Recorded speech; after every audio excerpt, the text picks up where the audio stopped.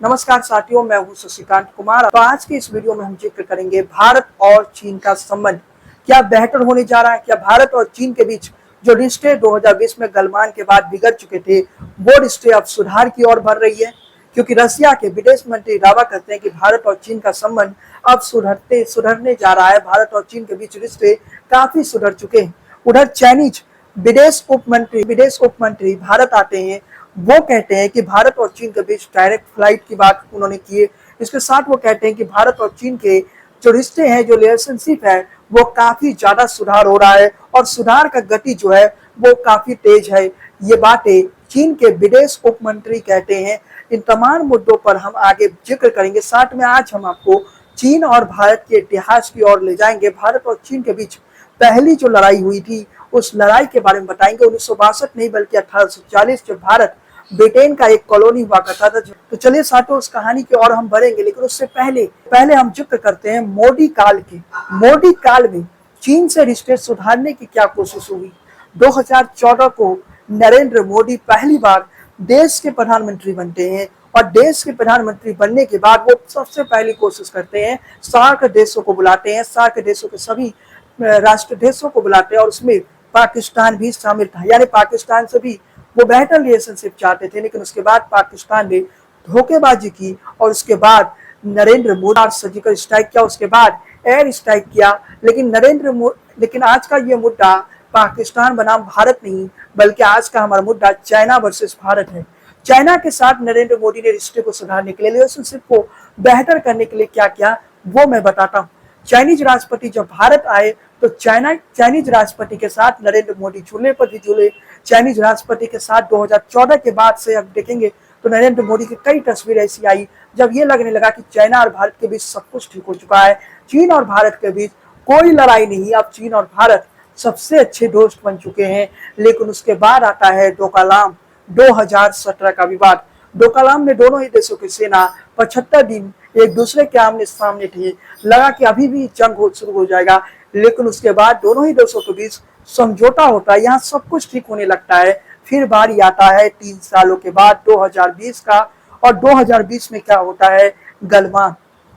2020 में गलवान में भारत और चीन के सैनिक आमने सामने हो जाते हैं और दोनों देशों के सैनिकों के बीच आप कह सकते हैं कि लड़ाई होती है, झड़पें शुरू होती है, जिसमें भारत के 20 सैनिक शहीद होते हैं और चाइना को इससे ज्यादा नुकसान हुआ। चाइना के 80 से 90 सैनिक मारे गए थे और उसके अलावा घायल भी कई सैनिक थे। चाइना ने अभी तक कोई सही जानकारी नहीं दिया, क्योंकि चीन की पुरानी आदत है, वो सच दुनिया को नहीं बताता है। लेकिन चाइनीज आर्मी के साथ जो भारतीय सेना ने उस दिन किया, उसके बाद चाइना को समझ में आ गया ये भारत 1962 वाला नहीं है, ये भारत बदल चुका है और आज का भारत चाइना को उसी की भाषा में जवाब दे सकता है। लेकिन चीन की पुरानी फितरत है कि वो धोखा तो देता है। 2020 में दिया, 1962 में हमारे साथ धोखा किया था। इतिहास की ओर बढ़ते हैं। चीन और भारत के बीच की पहली लड़ाई कब हुई थी? 1962 या उससे पहले भी भारत और चीन के बीच लड़ाई हो चुका है।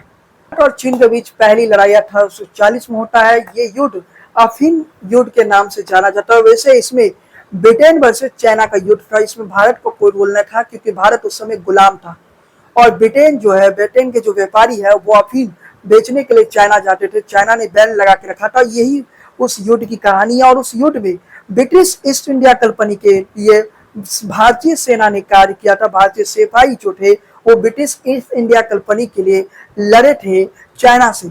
यानी चाइना वर्सेस भारत की पहली जंग की जो कहानी है वो 1840 से शुरू होती है, जब भारत गुलाम था। भारत ब्रिटेन का एक कॉलोनी हुआ करता था। उस दौर में 1840 में ब्रिटेन की जो ईस्ट इंडिया कंपनी है, उसके साथ चाइना का युद्ध हुआ और उस युद्ध में बड़े संख्या में भारतीय सैनिक चाइना गए थे। और बताया जाता है कि चाइना के कई शहरों पर भारतीय सैनिकों का कब्जा हुआ करता था। लेकिन वो जो लड़ाई था वो ब्रिटेन वर्सेस चाइना के बीच था, उसमें भारत का कोई लेना देना नहीं था। भारतीय सैनिक जोड़ गए थे, लेकिन वो लड़ाई ब्रिटेन के द्वारा लड़ा गया था। तो इसे हम भारत और चाइना के युद्ध भी नहीं मान सकते। और भारत और चीन दोनों साथ में ही लगभग आजाद हुए। दोनों में 1 साल का अंतर है। भारत 15 अगस्त 1947 को आजाद हुए और चीन उसके 1 साल के बाद 1948 में आजाद हुई।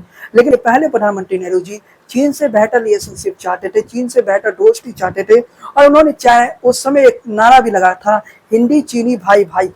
और 1950 की एक कहानी बताता हूँ। 1950 में जब तिब्बत पर चाइना ने कब्जा कर लिया। तिब्बत पर कब्जा करने से पहले भारत और चीन का कोई डायरेक्ट बॉर्डर नहीं लगता था। चीन हमारा कोई पड़ोसी देश शुरू से नहीं रहा है, बल्कि चीन जब तिब्बत पर कब्जा कर लिया उसके बाद चाइना हमारे बिल्कुल पड़ोस में आ गया। लेकिन इस कहानी को थोड़ा आगे बढ़ते, चीन ने जब तिब्बत पर कब्जा किया उस समय भारत ने चाइना का सपोर्ट किया था, और जो भारत और चीन के बीच एक बम्पर जोन था तिब्बत, उस जोन पर चीन का कब्जा हो गया। उसके बाद चीन भारत के सीमा के एकदम नजदीक आ चुका था। लेकिन पंडित नेहरू ने यहीं पर बड़ी गलती कर दी कि भारत ने तिब्बत के मुद्दे पर चाइना का साथ दे दिया। दोस्ती भारत चाहता था कि चीन के साथ अच्छी दोस्ती हो, लेकिन चीन की नीति तो विस्तारवाद की नीति है, जो पंडित नेहरू नहीं समझ पाए, और पंडित नेहरू ने चीन की तरफ दोस्ती का हाथ बढ़ाया और चीन और भारत के बीच पंचशील समझौता हुआ। भारत और चीन के बीच पंचशील समझौता हुआ, जिसमें समझौते का जो था वो शांतिपूर्ण अस्तित्व के 5 सिद्धांतों पर आधारित था। एक समझौता था जिसे पहली बार भारत और चीन के बीच 1954 में औपचारिक रूप से लागू किया गया। इस समझौते के तहत एक दूसरे की संप्रभुता, क्षेत्रीय अखंडता का सम्मान करने, आक्रामक पर एक दूसरे के आंतरिक मामलों में यानी इंटरनल मैटर में दखल अंदाजी नहीं करना था। 29 अप्रैल 1954 को पंचशील समझौता होता है। इस समझौते के बाद ऐसा लगने लगा कि भारत और चीन की दोस्ती एक इतिहास रचने जा रहा है। भारत और चीन हमेशा दोस्त रहेगा। और उस समय एक नारा लगा करता था, हिंदी चीनी भाई भाई। वो नारा जो नेहरू जी भी दिया करते थे, जो नारा चीन की तरफ से भी दिया जाता था कि हिंदी चीनी भाई भाई। 29 अप्रैल 1954 को जो समझौता हुआ, उस समझौते के बाद लगने लगा कि भारत और चीन एकदम बढ़िया दोस्त बन चुके हैं और भारत और चीन के बीच कोई मतभेद नहीं है। कुछ वैसे ही कहानी थी जब PM Narendra Modi Xi Jinping जब भारत आए थे तो झूला झुला रहे थे, लेकिन इससे पहले नरेंद्र मोदी को चीन और भारत की कहानी पता होगा। वैसे नरेंद्र मोदी को चीन और भारत का इतिहास मालूम था। 2014 के बाद जब नरेंद्र मोदी चीन और भारत के रिश्ते बेहतर करने की कोशिश कर रहे थे, चीनी राष्ट्रपति को झूला झुला रहे थे, उस समय से पहले मालूम था कि 1962 में किस प्रकार से चीन ने धोखा दिया। 29 अप्रैल 1954 को जब चीन ने समझौता किया, पंचशील समझौता, इस पर मैं कभी विस्तार से आऊंगा, किसी वीडियो में मैं विस्तार से इस समझौते पर जिक्र करूंगा, ये एग्रीमेंट क्या था, इस एग्रीमेंट पर जिक्र करूंगा।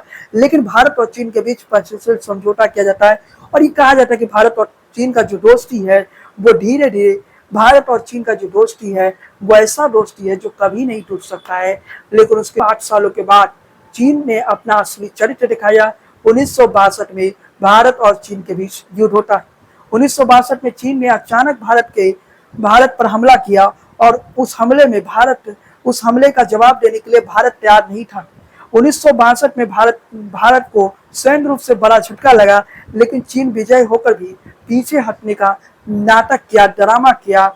युद्ध जो जीत लिया, लेकिन जो विश्वास था, जो भरोसा था, उसका चाइना ने कब खोल दिया, क्योंकि भारत चीन को अपना अच्छा दोस्त मानता था। पंडित नेहरू की जो नीतियां थी वो चीन के पक्ष में थी और चाइना को पंडित नेहरू एक बेहतर दोस्त मानते थे। लेकिन जो चीन का फितरत ही धोखा देने का था और चीन पर उसके बाद से भारत ने कभी विश्वास नहीं किया। लेकिन उसके बाद भी चीन ने कई और धोखे दिए। 1967 में चीन ने भारत को धोखा दिया, जिसमें चाइना भारत से हार गया। 1967 के युद्ध में भारत से चीन हार चुका था, चीन पीछे भी था। कभी मैं 1967 को उस युद्ध की कहानी में बताऊंगा जिस युद्ध में चाइना भारत से हार चुका था। और उसके बाद 1987 में भी आता है, यहाँ भी चाइना का जो सैनिक है वो भारत से हार जाता है। और ये युद्ध बड़ा युद्ध नहीं था, छोटा छोटा युद्ध हुआ। इन दोनों युद्ध में चाइना हार जाता है। 1967 में हार जाता है, 1987 में हार जाता है। 1962 में भारत जो हारता है, लेकिन 1962 में भारत एक जगह था, वहां से भारत विजयी होता है वो। लेकिन 1962 में भी आप रेजंगला की कहानी सुनेंगे तो भारत के बहुत कम सैनिक थे रेजंगला में, लेकिन उसके बाद भी चीन को मुंह दिखानी पड़ी। तो 1962 में पूर्ण रूप से चाइना नहीं जीता था। 1962 में कई ऐसे क्षेत्र थे जहां भारत की जीत हुई थी, लेकिन 1962 का जो यादें हैं वो भारत के लिए कड़वा यादें हैं। लेकिन उसके बाद भारत ने 67 में चाइना को हराया, उसके बाद भारत ने 1987 में चाइना को हराया, और उसके बाद 2017 में डोकलाम विवाद हुआ, उसमें भारत ने कूटनीति के जरिए चाइना को हराया। 2020 की जिक्र करें, गलवान में भारत और चीन के बीच झड़पें हुई और उस झड़प में भी चाइना को ज्यादा नुकसान हुआ, भारत को कम नुकसान हुआ, यानी वहां भी भारत की एक बड़ी जीत हुई। भारत ने एक बड़ी जीत हासिल किया। 2017 में कूटनीतिक तौर पे भारत ने चाइना को हराया। 2020 में गलवान में भारत ने जब झड़पें हुई तब भी चीन को कहीं ना कहीं मात दी और चाइना को कहीं ना कहीं पीछे हटने के लिए मजबूर किया। लेकिन चाइना की जो विस्तारवाद की नीति है उस पर मैं कभी जिक्र करूंगा। लेकिन आज हम आगे बढ़ते हैं।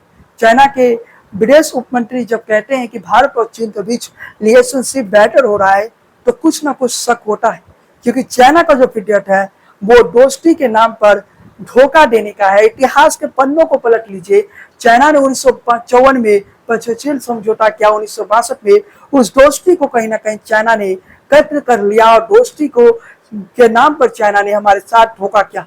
चाइना का जो रणनीति रहा है, चाइना का जो स्पष्ट नीति रहा है, वो नीति रहा है विस्तारवाद की। तो चाइना की बातों को या चाइना के विदेश उप मंत्री के बातों को हम स्वीकार नहीं कर सकते हैं, क्योंकि चाइना कभी भी दोस्ती की तरफ तो हाथ बढ़ाएगा नहीं, क्योंकि चाइना का जो नीति है वो विस्तारवाद की नीति।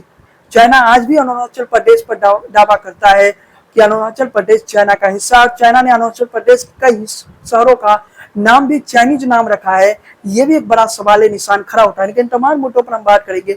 उससे पहले चाइना के विदेश उप मंत्री ने क्या कहा, दोनों पक्षों के बीच सम्मानित प्रयासों से चीन और भारत के संबंधों में सुधार और विकास की गति बनी।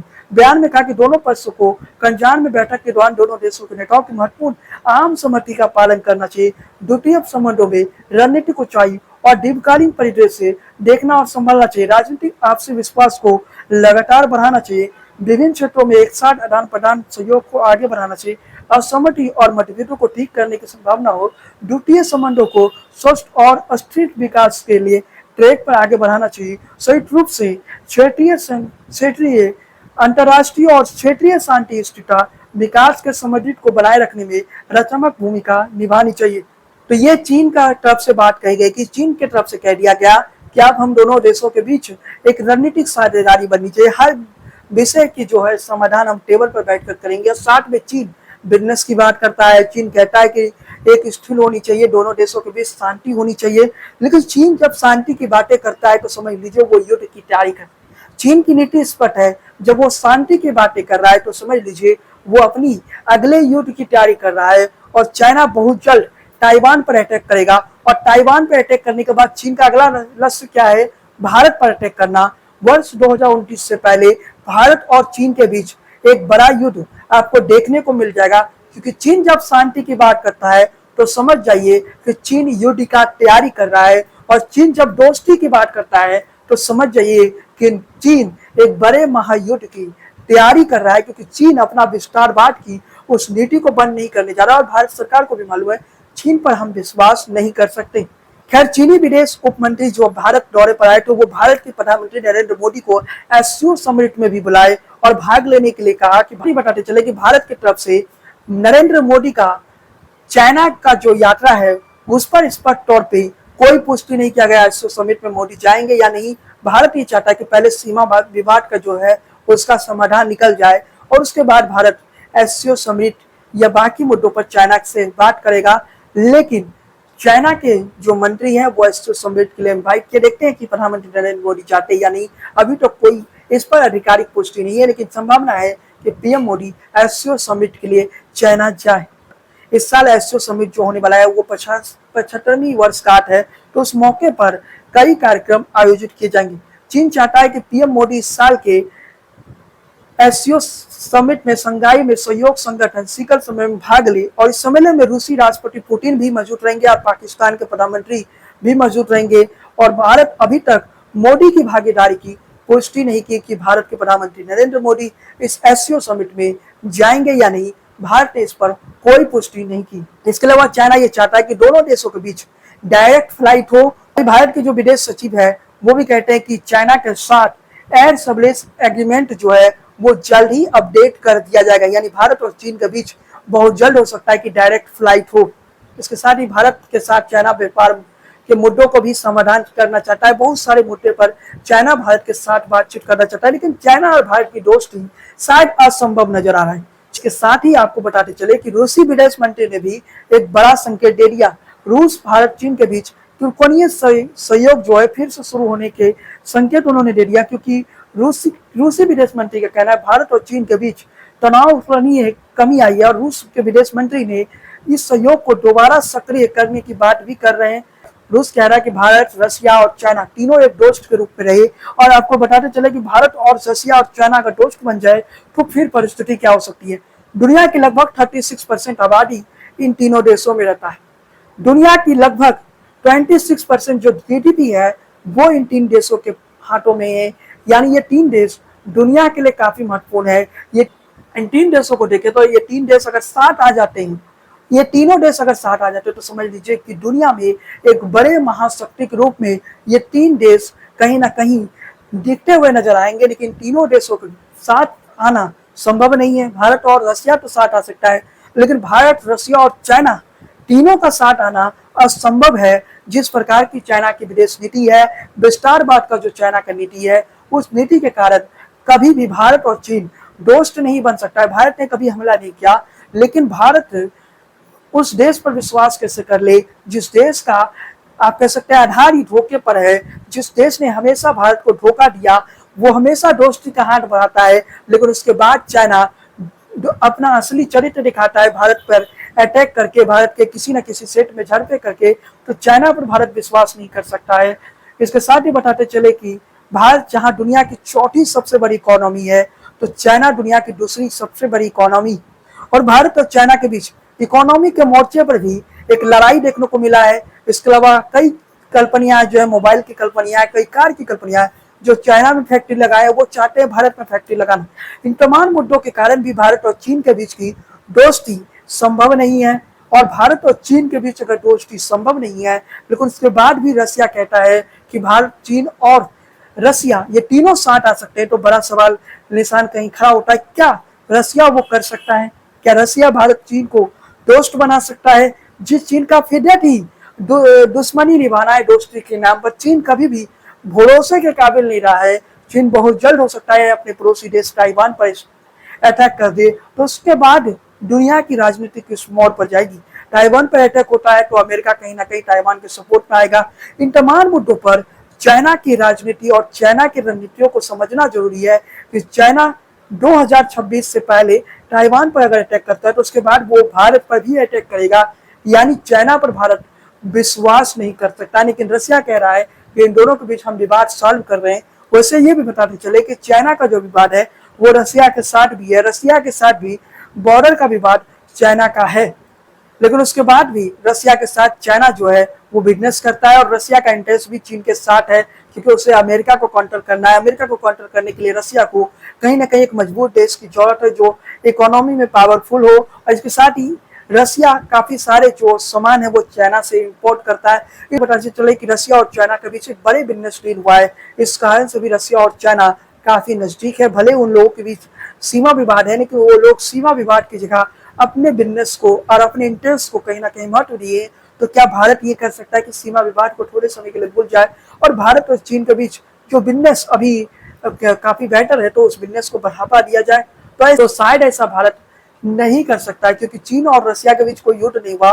भारत और चीन के साथ 1962 में युद्ध हुआ, 1967 में युद्ध हुआ, छोटा युद्ध 1967 का था, 1987 में हुआ, 2017 और 2020 में भी आपको मालूम है 4 ऐसे मौके आए जो चीन ने भारत को धोखा दिया। लेकिन कहीं ना कहीं दुनिया तेजी से आप कह सकते हैं कि तीसरे विश्व युद्ध की ओर बढ़ रहा है। उस समय रसिया का ये कहना कि भारत और चीन के बीच रिश्ते सुधर रहे हैं, और चीन के विदेश उप मंत्री का भी कहना कि भारत और चीन के बीच का जो रिलेशनशिप है वो बेहतर हो रहा है। तो उम्मीद करते हैं कि कुछ उम्मीद की किरण युद्ध के इस दौर में दिख जाए। भारत और चीन और रसिया तीनों साथ आ जाए। अगर ये तीनों साथ आ जाए तो आप समझ सकते हैं कि दुनिया में ये तीनों देश एक महाशक्ति के उभर सकते हैं, क्योंकि इन तीनों देशों के पास दुनिया की 36% आबादी है और इन तीनों देशों के पास दुनिया की जीडीपी का 26% का हिस्सा है। तो समझ सकते हैं ये तीनों देश साथ आ जाए तो क्या हो सकता है। ये तीनों देश साथ आ जाए तो दुनिया में महाशक्ति है। लेकिन मैं फिर से कहना चाहता हूँ, भारत चीन पर विश्वास नहीं कर सकता है। चाइना का जो नीति है वो विस्तारवाद का नीति है। चाइना पहले ताइवान पर अटैक करेगा, उसके बाद वो भारत पर अटैक कर सकता है, और चाइना 2029 से पहले भारत से युद्ध लड़ेगा। इस बात को भी जान ले। लेकिन चलिए साथियों, आज की इस वीडियो को हम यही समाप्त करते हैं। चैनल पर पहली बार आए तो सब्सक्राइब वाला बटन दबा दीजिए, बेल आइकन की घंटी को बजा दीजिए और वीडियो को लाइक कीजिए, शेयर कीजिए। बने रहिए हमारे साथ।